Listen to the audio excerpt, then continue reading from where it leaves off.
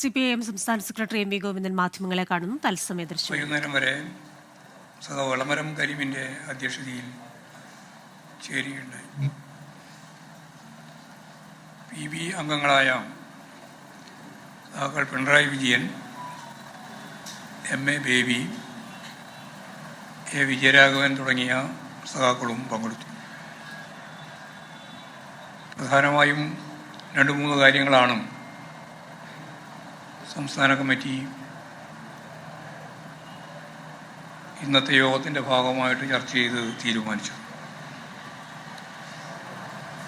Party central committee തന്നെ യുദ്ധവിരുദ്ധ സംഗമം എന്ന നിലയിൽ സാമ്രാജ്യത്വ കടന്നാക്രമണത്തിൻ്റെ ഇസ്രയേലുമായി ബന്ധപ്പെട്ട ഒരു ലോക മഹായുദ്ധം വളരെ വിപുലമായ രീതിയിൽ ആരംഭിക്കാനുള്ള സാധ്യത തള്ളിക്കളയാനാവാത്ത ഒരു സാഹചര്യമാണ് ലോകത്ത് ഇന്നുള്ളത്. ഒരു ഭാഗത്ത് യുദ്ധത്തിൻ്റെ വിപത്ത് വലിയ രീതിയിൽ പശ്ചിമേഷ്യൻ മേഖലയിലും റഷ്യ ഉക്രൈൻ മേഖലയിലും വരികയാണ്. പാലസ്തീൻ ജനതയ്ക്ക് ഒരു പ്രത്യേക രാജ്യം ഐക്യരാഷ്ട്ര സഭ മുന്നോട്ടേക്ക് വെച്ച കാഴ്ചപ്പാട് അതായിരുന്നു.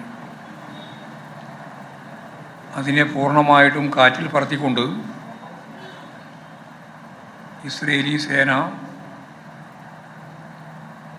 അധിനിവേശമാണ് നടത്തിക്കൊണ്ടിരിക്കുന്നത്. ഇത് വളരെ അപകടകരമായ ഒരു സാഹചര്യമാണ് ലോകത്ത് സൃഷ്ടിച്ചത്. ഇസ്രയേലിൻ്റെ ഈ നീക്കങ്ങൾക്ക് അമേരിക്കൻ സാമ്രാജ്യത്വം വലിയ രീതിയിലുള്ള പിന്തുണയാണ് നൽകിക്കൊണ്ടിരിക്കുന്നത്. ലെബനൻ, സിറിയ എന്നീ രാജ്യങ്ങളുടെ ഭൂപ്രദേശത്ത് ഇസ്രയേലിൻ്റെ ഏകപക്ഷീയമായ ബോംബാക്രമണം, ഹമാസ് നേതാവായ ടെഹ്റാനെ ഹൈനിയെ കൊലപ്പെടുത്തുകയും ചെയ്ത സാഹചര്യം ഈ യുദ്ധത്തെ പശ്ചിമേഷ്യയിലാകെ വ്യാപിപ്പിക്കാനുള്ള നീക്കമായിട്ടാണ് കാണേണ്ടി വരുന്നത്.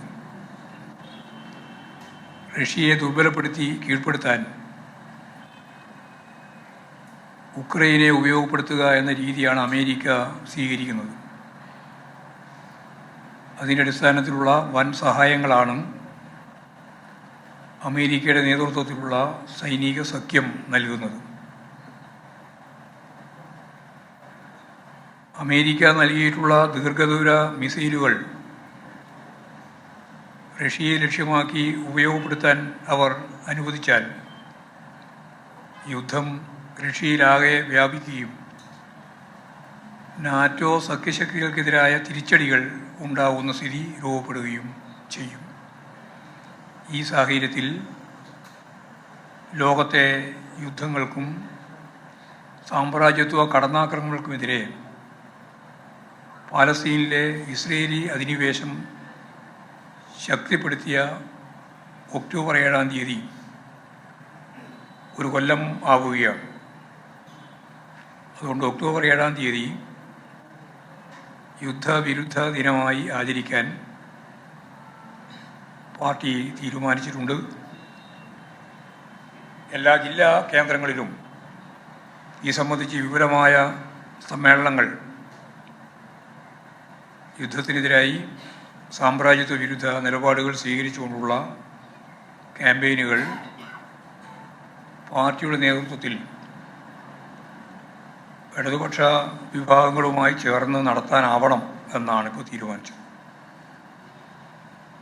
ഇതാണ് ഒരു പ്രധാനപ്പെട്ട കാര്യം. രണ്ടാമത്തെ കാര്യം, രാജ്യത്തിൻ്റെ ഫെഡറലിസം തകർക്കുന്ന വിധം ഒരു രാജ്യം ഒരു തിരഞ്ഞെടുപ്പ് എന്ന കാഴ്ചപ്പാട് അടിച്ചേൽപ്പിക്കുന്ന കേന്ദ്ര ഗവൺമെൻറ്റിൻ്റെ നയത്തിനെതിരായി ഇതെല്ലാം യഥാർത്ഥത്തിൽ നരേന്ദ്രമോദി ഗവൺമെൻറ് അവരുടെ പ്രധാന അജണ്ടയോടൊപ്പം ചേർത്തുകൊണ്ടാണ് കൈകാര്യം ചെയ്യുന്നത്. ഇതിനെതിരായി അതിശക്തിയായിട്ടുള്ള ക്യാമ്പയിൻ നമുക്ക് സംഘടിപ്പിക്കാൻ ആവണം. അന്താരാഷ്ട്ര മാർക്കറ്റിൽ വിലക്കുറവ് തുടർച്ചയായി ഉണ്ടായിക്കൊണ്ടിരിക്കുകയാണ് പെട്രോൾ, ഡീസൽ എന്നിവയ്ക്ക്. എന്നാൽ ചില്ലറ വിൽപ്പനയിൽ വിലയിലൊരു മാറ്റവും ഉണ്ടാക്കുന്നില്ല എന്നുള്ളതാണ് സത്യം. മറ്റൊരു പ്രധാനപ്പെട്ട പ്രശ്നം തൊഴിലില്ലായ്മ അതിഭീകരമായ രീതിയിൽ രാജ്യത്ത് വർദ്ധിച്ചു വരികയാണ്. സ്വകാര്യവൽക്കരണ നയങ്ങളും ഇതിനോടൊപ്പം തന്നെ ശക്തിപ്പെടുകയാണ്. ഇതിനെതിരായി ജനങ്ങളെ അണിനിരത്താനുള്ള ക്യാമ്പയിനും സംഘടിപ്പിക്കണം. സ്ത്രീകൾക്കെതിരായ കുറ്റകൃത്യങ്ങൾ,